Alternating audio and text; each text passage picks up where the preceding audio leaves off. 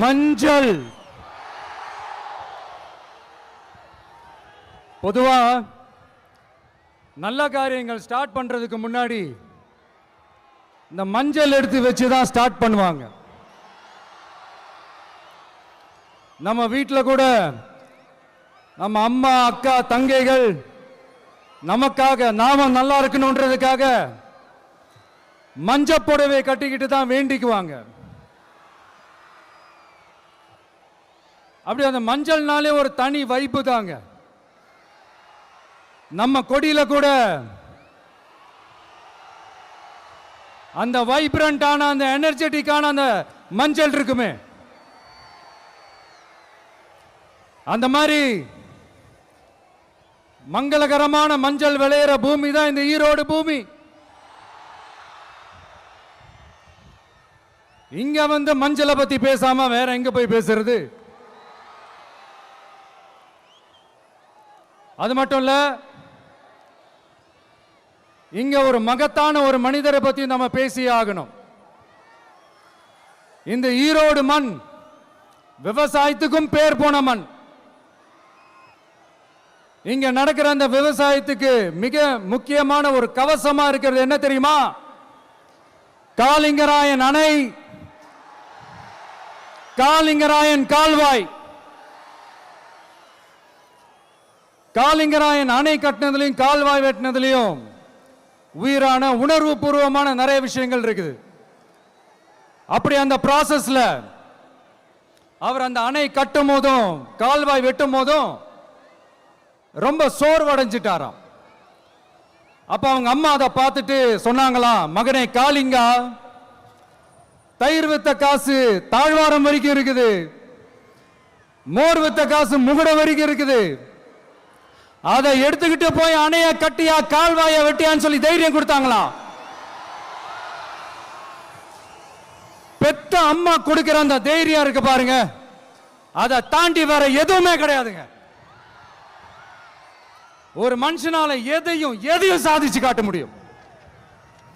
அப்படி ஒரு தைரியத்தை தான் இப்ப நீங்க என்னுடைய அம்மா அக்கா தங்கைகள் நண்பா நண்பிகள் தோழர்கள் எல்லாரும் எனக்கு கொடுத்திருக்கிறீங்க. அதே தைரியத்தை, அதே துணையா என் கூட நிக்கிறீங்க. இதை எப்படி நம்ம பிரிச்சு விடலாம்? இதை எப்படி நம்ம கெடுக்கலாம்? என்னெல்லாம் அவதூறுகள் நம்ம விஜய் மேல சொல்லி மக்களை நம்ப வைக்கலாம்? என்னெல்லாம் சூழ்ச்சிகள் நம்ம விஜய் மேல பண்ணி மக்களை நம்ப வைக்கலாம்? இப்படி சூழ்ச்சிகளை மட்டுமே நம்பி பொழப்ப நடத்துற சில சூழ்ச்சிக்கார கூட்டங்கள் இதை தொடர்ந்து செஞ்சுக்கிட்டு தான் இருக்கு. ஆனா அவங்களுக்கு தெரியாது, இது இன்னைக்கு நேத்து வந்த உறவு இல்ல. கிட்டத்தட்ட 30-33 வருஷத்துக்கு மேல இருக்கிற உறவு. ஏன் நான் சினிமாக்கு வந்தப்போ எனக்கு வயசு 10, அப்பல இருந்தே இந்த உறவு ஸ்டார்ட் ஆகி போயிட்டு இருக்கேன்னு அவங்களுக்கு தெரியாம போச்சு. அதனால என்ன பண்ணாலும், நீங்க என்ன ட்ரை பண்ணாலும், எல்லாத்தையும் விட்டுட்டு மக்களுக்காக வந்திருக்கிற இந்த விஜய மக்கள் ஒரு நாளும் கைவிட மாட்டாங்க. மக்கள் கூடவே நிக்கிறாங்க, கூடவே நிப்பாங்கன்னு அவங்களுக்கு தெரியாம போச்சு. என்னப்பா நிப்பீங்கல்ல? உங்களை நம்பிதாப்பா வந்திருக்கிறேன். அதான் இந்த சத்தம் தாங்க வாழ்நாள் பூரா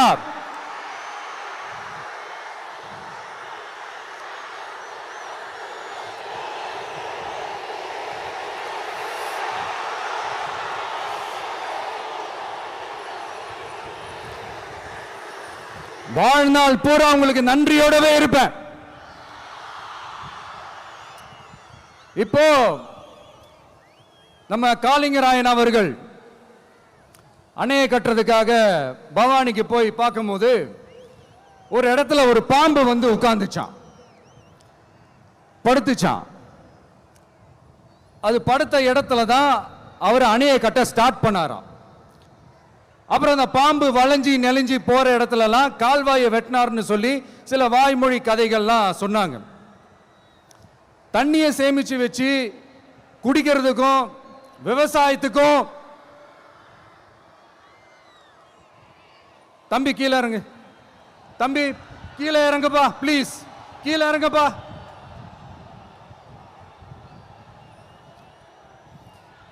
ஓகே, தேங்க்யூ தேங்க்யூ. கீழே இறங்குங்க, கீழே இறங்குப்பா. நீ இறங்கினாதான் முத்தம் கொடுப்பேன்.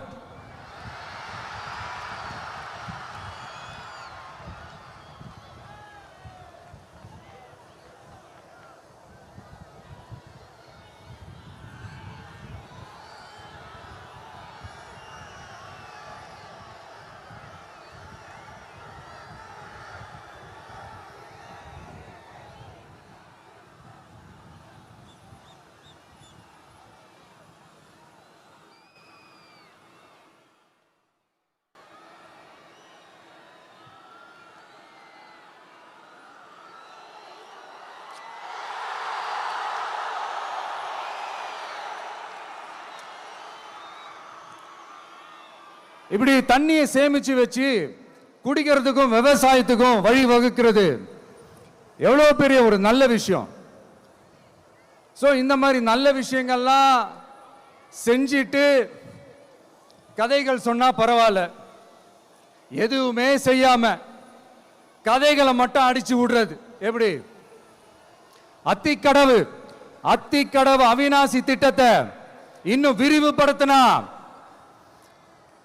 அந்த 3 மாவட்டத்தில் இருக்கிற லட்சக்கணக்கான மக்களுக்கு எவ்வளவு பிரயோஜனமா இருக்கும். எத்தனையோ லட்சம் ஏக்கர் நிலங்கள்ல விவசாயம் நடத்தினா எவ்வளவு பிரயோஜனமா இருக்கும். ஏன் அதெல்லாம் பண்ண மாட்டேன்றீங்க? வள்ளுவர் கோட்டத்துக்கு காட்டுற அக்கறைய இங்க மக்கள் வாழ்வாதாரத்தில் கொஞ்சம் காட்டலாம்ல, ஏன் காட்ட மாட்டேன்றீங்க? இங்க என்ன கவர்மெண்ட் நடத்துறாங்களா இல்ல கண்காட்சி நடத்துறாங்களா? இந்த 21ஆம் நூற்றாண்டிலே மக்களை பத்தி எதுவுமே யோசிக்கிறது இல்ல. ஆனா அந்த காலத்திலேயே இது எல்லாத்தையும் பத்தி யோசிச்ச மக்களை பத்தி, குடிக்கிற தண்ணியை பத்தி, விவசாயத்தை பத்தி, அணை கட்டுறதை பத்தி, கால்வாய் வெட்டுறதை பத்தி, இதெல்லாம் எங்கிருந்து? பவானியிலிருந்து நொய்யலாறு வரைக்கும் கால்வாய் வெட்டி இது எல்லாத்தையும் பத்தி யோசிச்ச காளிங்கராயன் அவர்களுக்கு கோடி கும்பிடு போட்டாலும் பார்த்தாதுங்க. இப்படி அந்த காலத்தில் இருந்த ஒரு ஹீரோவை பத்தி பேசிட்டு இந்த காலத்தில், அதாவது 1920th செஞ்சுரியில் இருந்த ஒரு ஹீரோவையும் பத்தி நம்ம பேசி ஆகணும்ல. ஒருத்தர் இலகிய மனம் கொண்ட ஹீரோனா இன்னொருத்தர் இரும்பு மாதிரி அயன் மேன் தான். எஸ், நம்ம ஈரோடு கடப்பாறை தான்.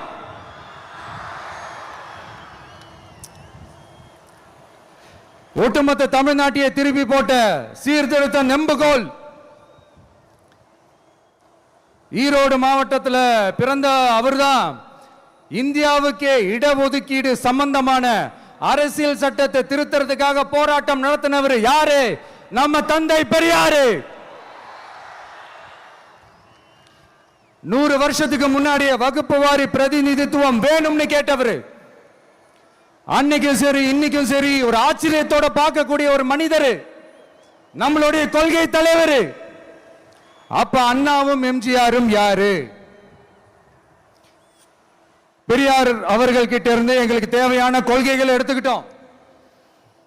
அவரை ஃபாலோ பண்ற, அவரை வழிகாட்டி ஏத்துக்கிட்ட அண்ணா அவர்கள் கிட்ட இருந்தோம், எம்ஜிஆர் அவர்கள் கிட்ட இருந்தோம் தேர்தல் அணுகுமுறையை எடுத்துக்கிட்டோம். அண்ணாவும் எம்ஜிஆரும் தமிழ்நாட்டோட சொத்து. அவங்கள பயன்படுத்துறத பத்தி யாரும் இங்க கம்ப்ளைண்ட்லாம் பண்ண முடியாது. அண்ணா எங்களோடது, எம்ஜிஆர் எங்களோடது, நீங்களா எடுத்துக்க கூடாது அப்படிலாம் யாரும் இங்க அழுதுட்டு இருக்க முடியாது, சொல்லிவிட்டேன். அதனால நாங்க ஒரு வழியில அரசியல் செஞ்சுக்கிட்டு போயிட்டு இருக்கிறோம். உங்களுக்கு தான் டிவிக்கு ஒரு பொருட்டே இல்லைல்ல, அப்புறம் ஏன் கதறீங்க? அப்புறம் ஆளுக்கு அங்க போயிட்டு இங்க போயிட்டு புலம்பி தள்ளிக்கிட்டு இருக்கிறீங்க. இது எப்படி இருக்கு தெரியுமா? எனக்கு பயம் இல்ல, எனக்கு பயம் இல்ல அப்படின்னு சத்தமா சவுண்ட் விட்டுக்கிட்டே சத்தமா பாட்டு பாடிக்கிட்டே இந்த நடுங்கிக்கிட்டே சின்ன பசங்க நடந்து போவாங்க. அந்த மாதிரி இருக்கு. முதல்ல மண்டையில இருக்கிற கொண்டைய மறைங்க சார்.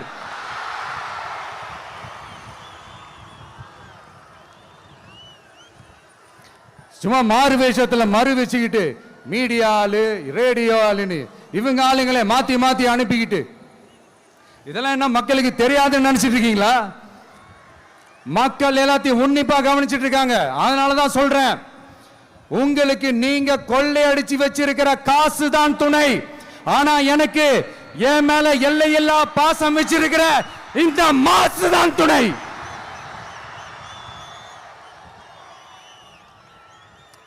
இப்படி நமக்கு துணையா இருக்கிற ஈரோடு மக்களுக்காக நான் இப்போ குரல் கொடுக்கலான்னு வந்திருக்கிறேன். சரி, இப்போ விஷயத்துக்கு வருவோம். பெரியார் அவர்கள் கிட்ட இருந்த அந்த செல்வாக்கையும் அந்த பதவிகளையும் அந்த பவரையும் வச்சுக்கிட்டு அவர் என்ன சொன்னார் தெரியுமா? இவ்வளவு செல்வாக்கு, இவ்வளவு பதவிகள், இவ்வளவு பவர் இருந்தோம் நான் ஒரு 5 பைசா காசு சம்பாதிச்சிருப்பேனா? எனக்கோ இல்லை என் குடும்பத்துக்கோ பட்டங்கள் வேணும் பதவி வேணும்னு ஏதாவது கேட்டிருப்பேனா? இல்லை ஏதாவது லாபம் பார்த்துருப்பேனா? இல்லை எதுக்காவது ஆசைப்பட்டிருப்பேனா? ஆனா அவர் பேரை சொல்லிக்கிட்டு அவருடைய கொள்கையை ஃபாலோ பண்றதா சொல்லிக்கிட்டு இப்ப ஆட்சியில இருக்கிறவங்க என்னெல்லாம் செய்யறாங்கன்னு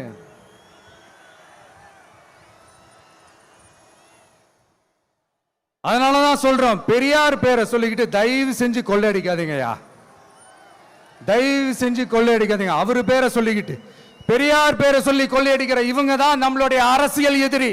மக்களை நீங்க சொல்லுங்க, நம்மளுடைய அரசியல் எதிரி யாரு? நம்மளுடைய கொள்கை எதிரி யாரு? ரிப்பீட், நம்மளுடைய அரசியல் எதிரி யாரு? நம்மளுடைய கொள்கை எதிரி யாரு? உங்களுக்கு புரியுது இல்ல? எனக்கு அது போதும்யா, எனக்கு வேற எதுவுமே தேவையில்லை.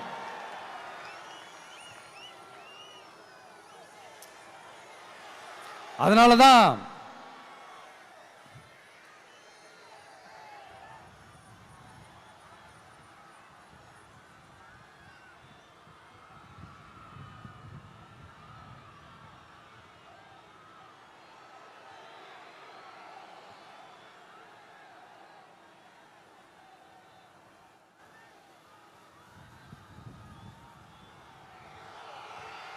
உங்களுக்கு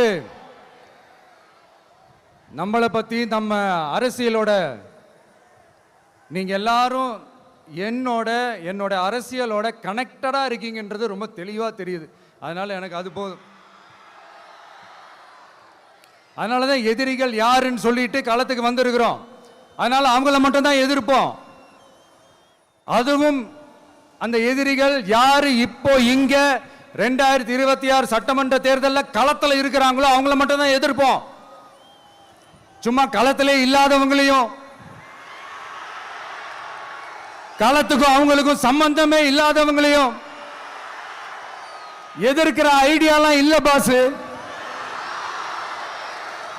நீங்க கேட்கிறீங்கன்றதுக்காகலாம் எதிர்த்துட்டு இருக்க முடியாது பாஸ்.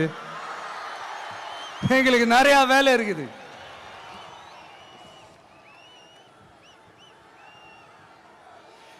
எத்தனை எத்தனை பொய்யான வாக்குறுதிகள். வந்த உடனே நீட்டை ரத்து செய்வோம், கல்வி கடனை ரத்து செய்வோம், கேஸ் சிலிண்டருக்கு மானியமா 100 ரூபாய் தருவோம், என்னெல்லாம் அடிச்சு விட்டுட்டு இன்னி வரைக்கும் கேட்கிறேன், இதெல்லாம் சொன்னாங்களே செஞ்சாங்களா? இவங்க எப்பவுமே இப்படிதான், சொல்றது ஒண்ணு செய்யறது ஒண்ணு.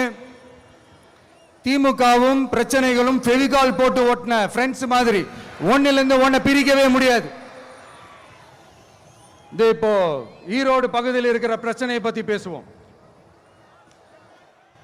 பெரியார் பேரை மட்டும் சொல்லிக்கிட்டு எப்படி அவரோட கொள்கைகளுக்கு எதிராக செயல்படுறாங்களோ அப்படிதான் இந்த மஞ்சள் நகரத்தோட மஞ்சளுக்கும் ஒண்ணும் பண்ணல, மஞ்சள் விவசாயிகளுக்கும் ஒண்ணும் பண்ணல. ஆராய்ச்சி மையம் சிறப்பு மையம்னு கோடி கோடியா டெண்டர் விட்டாங்க, பேருக்கு கட்டிடத்தை கட்டினாங்க. ஆனா உலகமே போட்டி போட்டு வாங்குற மஞ்சளை மதிப்பு கூட்டி விற்பனை செய்ய அதாவது அதோட வேல்யூ இன்க்ரீஸ் பண்ணி நம்ம விவசாயிகளுக்கும் இந்த மாவட்ட மக்களுக்கும் நன்மை செய்ய இதுவரைக்கும் என்ன செஞ்சிருக்காங்கன்னு யோசிச்சு பார்த்தா ஒரு பெரிய ஜீரோ தான். கரும்பு நெல்லுக்கு அரசாங்கம் விலை பிக்ஸ் பண்றாங்க, அதையும் ஒழுங்கா பண்றதில்ல. ஒவ்வொரு முறையும் பிரச்சனை. அங்க நெல் கொள்முதல் செய்யறதுல ஊழல். சரி, நாம கஷ்டப்பட்டு விளைய வச்சது வீணா போக கூடாதுன்னு நினைச்சு நம்ம விவசாயிகள் கேட்கிற லஞ்சத்தை கொடுத்தாலும் அதுக்கப்புறம் கூட அந்த கொள்முதல் ஒழுங்கா நடக்கிறது இல்லை. அதையும் தாண்டி ஏதோ ஒரு விலை விவசாயிகளுக்கு கிடைக்குது. அப்படிலாம் இல்லாம ஒழுங்கா நேர்மையா நம்ம மஞ்சளுக்கும் நியாயமான விலை பிக்ஸ் பண்ணி தரமான விதைகளை கொடுத்தா என்ன குறைஞ்சா போயிடுவாங்க? இதெல்லாம் யோசிக்கிறதுக்கு அவங்களுக்கு நேரமே இல்லை. 24/7 அவங்களுடைய யோசனை என்ன தெரியுமா? இந்த விஜயை எப்படி முடக்கலாம், தமிழக வெற்றி கழகத்தை எப்படியெல்லாம் முடக்கலாம், அப்படிதான் அவங்களுடைய சிந்தனையே 24/7. எத்தனையோ வருஷத்துக்கு முன்னாடி நம்ம காளிங்கராயர் நதிகளின் இணைப்புக்கு முன்னோடியா இருந்தார். பவானி ஆத்துல வர அதிகமான தண்ணீர் அணை கட்டி தேக்கி தண்ணீர் வறட்சியான பகுதிகளுக்கு அனுப்பினார். ஆனா இன்னைக்கு இவ்வளவு நவீன வசதிகள் இருந்தோம், இவ்வளவு சயின்ஸ் வளர்ச்சிகள் இருந்தோம், இவ்வளவு டெக்னாலஜி வளர்ச்சிகள் இருந்தோம், அவங்க வாக்குறுதியில் ஒன்று கொடுத்தாங்கல்ல, பவானி நொய்யலாறு அமராவதி 6 இணைப்பு திட்டத்துக்கு ஒரு துரும்ப கூட கிள்ளி போடல. வாக்குறுதி நம்பர் 103 சொன்னாங்களே, செஞ்சாங்களா? சரி, இதாவது ஒரு பெரிய ப்ராஜெக்ட் வைங்க. ஆறுகளை சுத்தப்படுத்த பல்லாயிரம் கோடி நிதி ஒதுக்குவோம், தமிழ்நாட்டில் உள்ள ஆறுகளை சுத்தப்படுத்துவோம்னு சொன்னாங்களே, செஞ்சாங்களா? ஆனா ஆத்து மணலை கொள்ளையடிக்கிறதுல மட்டும் வேலையை கரெக்டா செய்வாங்க. இதை நான் ஏன் திரும்ப திரும்ப சொல்றேன்னா, மக்களே நீங்க புரிஞ்சுக்கணும். கொஞ்சம் மசந்தா மற்ற மாவட்டங்கள்ல மணல் காணாம போன மாதிரி, மலைகள் காணாம போன மாதிரி, நம்ம மாவட்டத்தில் தனி வளத்தை கொடுத்த செம்மண்ணும் காணாம போறதுக்கு வாய்ப்பு இருக்கு மக்களே. நம்ம மண்ணுக்கும் நம்ம ஆத்துக்கும் நம்ம விவசாயிக்கும் தான் இந்த மோசமான நிலைமை. அதனால ஏதாவது தொழில் செஞ்சு பிழைக்கலாம்னு பார்த்தா அதுக்கும் எங்க விடுறாங்க? தொழில்னு பார்த்தா 30% நெசவாளர்களுக்கு கூலி பாக்கி. அரசாங்கம் நம்ம நெசவாளர்கள் கிட்ட இருந்து கொள்முதல் செய்த வேட்டி சேலைக்கான கூலியை கூட போராடித்தான் வாங்க வேண்டியதா இருக்குது. அது சலுகையோ உதவியோ நலத்திட்டமோ கிடைக்காது. நம்ம உழைப்புக்கான ஊதியம், நம்மளோட உரிமை, அதுக்கே போராட வேண்டிய நிலையில தான் இந்த அரசாங்கம் நம்மளை வச்சிருக்கு. நல்லா பார்த்துக்கங்க மக்களே, உரிமைக்கு குரல் கொடுத்தவங்க தான் இவங்க. சிறு குறு தொழில்கள் பீக் ஹவர்ஸ் சார்ஜ்னு கரண்ட்டுக்கு அநியாய விலை வச்சு அதையும் செய்ய விடாம நம்மளை முடக்கிடுறாங்க. அந்த பீக் ஹவர்ஸ் சார்ஜ் கொள்ளையால எத்தனை வருஷமா எவ்வளவு பேர் பாதிக்கப்படுறோம், எவ்வளவு தொழில்கள் பாதிக்கப்படுது. நாமளும் கத்துறோம், போராடுறோம், கோரிக்கை வைக்கிறோம். எதையாவது இவங்க கண்டுக்கிறாங்களா? கொஞ்சம் யோசிங்க. ஏன் கண்டுக்க மாட்டேன்றாங்கன்னு கொஞ்சம் யோசிங்க. அப்பதாங்க பிரைவேட்ல அதிக விலைக்கு கரண்ட் வாங்க முடியும், அதுக்கு டெண்டர் விட முடியும். அப்படி டெண்டர் விட்ட மேட்டர்ல எல்லாம் என்ன நடக்கும்னு உங்களுக்கும் தெரியும், எனக்கும் தெரியும், நம்ம எல்லாருக்குமே தெரியும். இந்த மாதிரி ஈரோடுல மட்டும் இல்ல, எந்த மாவட்டத்துக்கு போனாலும் பிரச்சனைகள் மேல பிரச்சனைகள் தான்.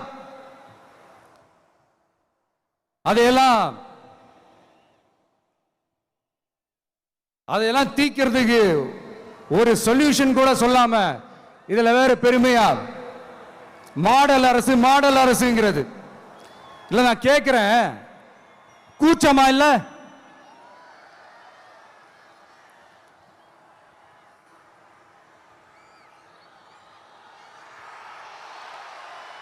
இதெல்லாம் கேட்டா அப்படியே நம்ம பக்கம் யூட்டர்ன் அடிச்சு வந்துருவாங்க. விஜய் என்ன அரசியல பேச மாட்டேன்றாரு, விஜய் என்ன சினிமா டயலாக் மாதிரி பேசுறாரு, விஜய் என்ன பஞ்ச் டயலாக் பேசுறாரு, விஜய் என்ன 10 நிமிஷம் தான் பேசுறாரு, 9 நிமிஷம் தான் பேசுறாரு. நான் எத்தனை நிமிஷம் பேசினா உங்களுக்கு என்ன சார்? நான் எப்படி பேசினா உங்களுக்கு என்ன சார்? உள்ள விஷயம் என்னன்னு பாருங்க சார். ஒவ்வொரு மாவட்டத்துக்கும் போய் மக்கள் ஃபேஸ் பண்ற பிரச்சனைகளை எடுத்து பேசிட்டு இருக்கிறேன். பின்ன அது அரசியல் இல்லாம வேற எதுதான் அரசியல்? உங்களை மாதிரி தனிப்பட்ட முறையில் தரக்குறைவா அசிங்கமா பேசுறது தான் அரசியல்னா அந்த அரசியல் நமக்கு வராது. வராதுன்னா நல்லாவே வரும். உங்களை விட எனக்கு அது நல்லாவே வரும். வேணான்னு விட்டு வச்சிருக்கிறோம். அப்புறம் உங்களுக்கு நமக்கு என்ன வித்தியாசம்? காஞ்சிபுரத்தில் நாம பேசும்போது இந்த மாதிரி உங்களால் அமைக்கப்பட போற ஆட்சியில நம்ம ஆட்சிக்கு வந்த உடனே என்னெல்லாம் செய்ய போறோம்ன்றது சிலது சொன்னோம். அதையெல்லாம் தப்பா புரிஞ்சுக்கிட்டு இப்போ சொல்றேன், விளக்கமா சொல்றேன். நான் சலுகைகளுக்கு எதிரானவன் கிடையாது. மக்களுக்கான சலுகைகளை இலவசம்னு சொல்லி அசிங்கப்படுத்துறதுல எனக்கு உடன்பாடு கிடையாது. மக்கள் காசுல மக்களுக்கு செய்யறது எப்படி இலவசம்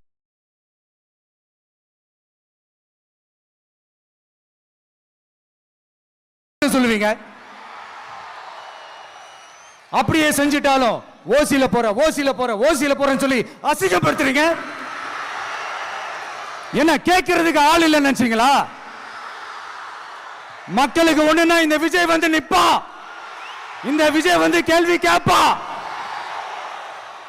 இந்த விஜய் எப்பவுமே மக்கள் பக்கம் தான். அதே மாதிரி மக்களும் என் பக்கம் தான். என் மக்கள் மானத்தோட மரியாதையோட கௌரவத்தோட வாழணும். என் மக்கள் யாருக்கும் கீழே கிடையாது. அப்படி அவங்க கௌரவத்தோட வாழணும்னா அவங்களுக்கான வாழ்க்கை தரம் உயரணும். வாழ்க்கை தரம் உயரணும்னா அவங்களோட வாழ்வாதாரம் உயரணும். வாழ்வாதாரம் உயர்ந்தாதான் பொருளாதாரம் உயரும். பொருளாதாரம் உயர்ந்தாதான் வசதி வாய்ப்புகள் உயரும். இதெல்லாம் உயர்ந்தாலே ஆட்டோமேட்டிக்கா அவங்களோட வாழ்க்கை தரம், அவங்களுக்கான மரியாதை, அவங்களுக்கான கௌரவம் எல்லாமே உயரும். இதுக்கான வழிகள், அந்த சூழல்களை அந்த கவர்மெண்ட் அமைச்சு கொடுக்கணும். இதுக்கான அந்த திட்டங்களை செயல்படுத்தணும். இதெல்லாம் செஞ்சாதான் அந்த அரசாங்கம் ஒரு நல்ல அரசாங்கம். இதைத்தான் சொன்னோம்.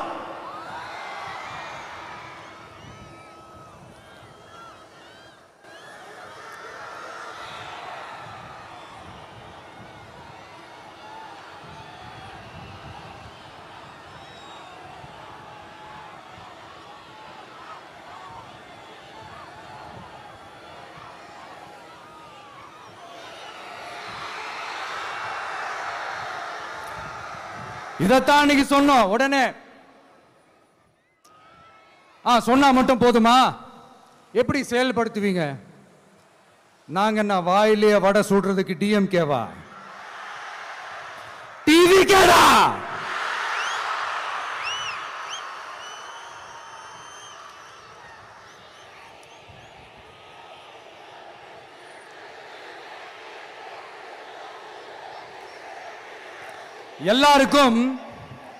எல்லாருக்கும் நிரந்தரமான ஒரு வீடு இருக்கணும்னு சொன்னோம். உடனே எங்க ஆட்சியிலே நாங்க எல்லாரும் வீடு கட்டி கொடுத்துட்டோமே அப்படிங்கிறது இல்ல. நான் கேட்கிறேன், இங்க உங்களை தான் கேட்கிறேன், இங்க வாடகைக்கு இருக்கிறவங்களே இங்க யாரும் இல்லையா? எல்லாருக்கும் சொந்தமா வீடு கட்டி கொடுத்துட்டாங்களா? அடுத்து வீட்டில் இருக்கிற ஒவ்வொருத்தரும் மினிமம் டிகிரி படிச்சிருக்கணும் அப்படின்னு சொன்னோம். உடனே எங்க ஆட்சியிலே எல்லாரும் டிகிரி படிச்சு முடிச்சிட்டாங்களே அப்படிங்கிற மாதிரி சொல்றது அது உண்மைனா? ஸ்கூல் லெவல்லையே டிராப் அவுட்ஸ் அதிகமானது யாரோட ஆட்சியிலங்க?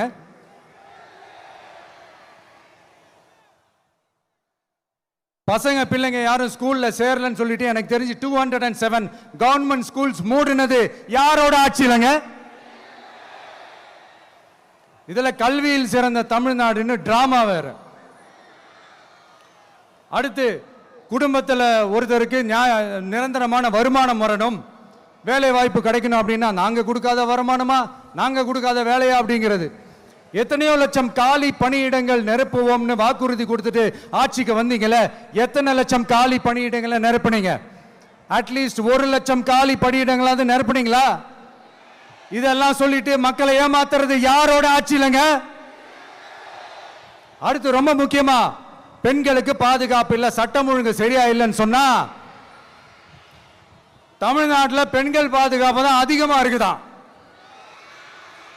நீங்க சொல்லுங்க மக்களே, பெண்கள் பாதுகாப்பு இருக்கு, சட்டம் ஒழுங்கு சரியா இருக்கு? அவங்க சொல்றது உண்மையா? அவங்க சொல்றதை நீங்க ஏத்துக்கிறீங்களா?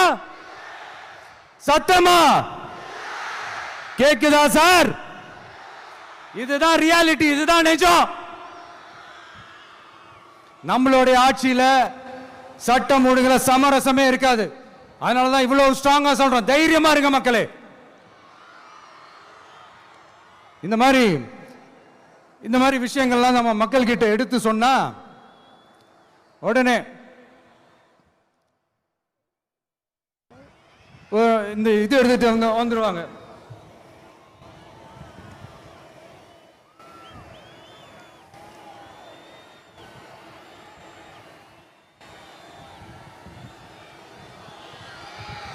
இந்த மாதிரி இதெல்லாம் என்னென்ன செய்ய போறோன்றது சிலதெல்லாம் காஞ்சிபுரத்தில் சொன்ன மாதிரி சொன்னா எல்லாத்தையும் தப்பா திருச்சி பேசிக்கிட்டு அவதூறு பரப்பிக்கிட்டு. நான் கூட யோசிப்பேன், எம்ஜிஆர் அவர்களும் மேடம் ஜெயலலிதா மேடம் அவங்களும் ஒரே வார்த்தையில சொல்லி இந்த திமுகவை காலி பண்ணாங்கல்ல.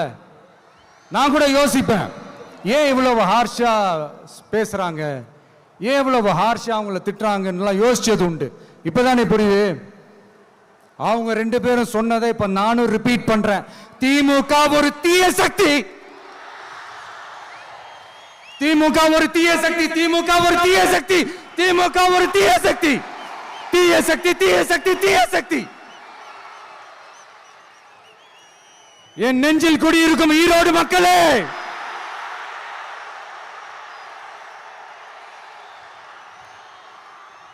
டிவிகே ஒரு தூய சக்தி. எப்படி?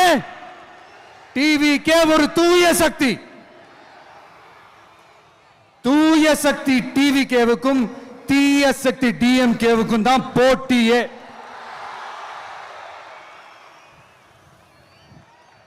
என்ன முடக்கலாம்னு நினைக்கிறீங்க, ஆனா இந்த சத்தத்தை ஒரு நாள் உங்களால முடக்க முடியாது. மக்கள் விரோத திமுக அரசை வீழ்த்த மக்கள் சக்தியான நம்மளால மட்டும்தான் முடியும். அண்ணன் செங்கோட்டையன் அண்ணன் அவர்கள் நம்ம கூட வந்து சேர்ந்தது நமக்கு ஒரு மிகப்பெரிய ஒரு பலம். அந்த மாதிரி செங்கோட்டையன் அண்ணன் அவர்கள் மாதிரி இன்னும் நிறைய பேர் வந்து சேர இருக்கிறாங்க. அவங்க எல்லாருக்குமே அந்த உரிய அங்கீகாரத்தை கொடுப்போம். அது மட்டும் இல்ல, அப்புறம் இன்னொரு விஷயம் சொல்ல மறந்துட்டேன். இப்போ ரீசண்டா ஒரு இடத்துல நம்ம சிஎம் சார் அவர்கள் பேசும்போது சொன்னாங்க, என் கேரக்டரையே புரிஞ்சுக்க மாட்டேங்கிறேன். இது சினிமா டயலாக் இல்லையா? நான் ஏதாவது பேசினா சினிமா டயலாகா? சார் பேசினா அது சினிமா டயலாக் இல்லையா? சிலப்பதிகாரத்திலிருந்து எடுத்ததான் அந்த லைன். என் கேரக்டரையே புரிஞ்சிக்க மாட்டேன்றது. உங்களை எப்படிதான் சார் புரிஞ்சுக்கிறது? எந்தெந்த விஷயத்துலலாம் சார் உங்க கேரக்டர் நாங்கள் புரிஞ்சுக்கிறது? அதையும் நீங்களே சொல்லிட்டீங்கன்னா கொஞ்சம் நல்லா இருக்கும் சார். சட்டம் ஒழுங்குல நாடே சந்தி சிரிக்குது, அதுலையா?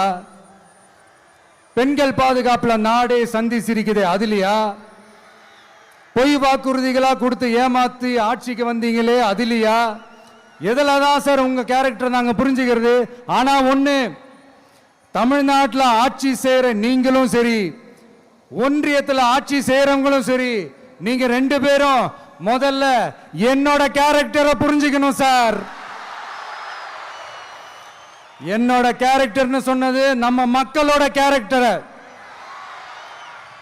2026 சட்டமன்ற தேர்தலோட அந்த கேரக்டரே கொஞ்சம் வேற மாதிரி சார்.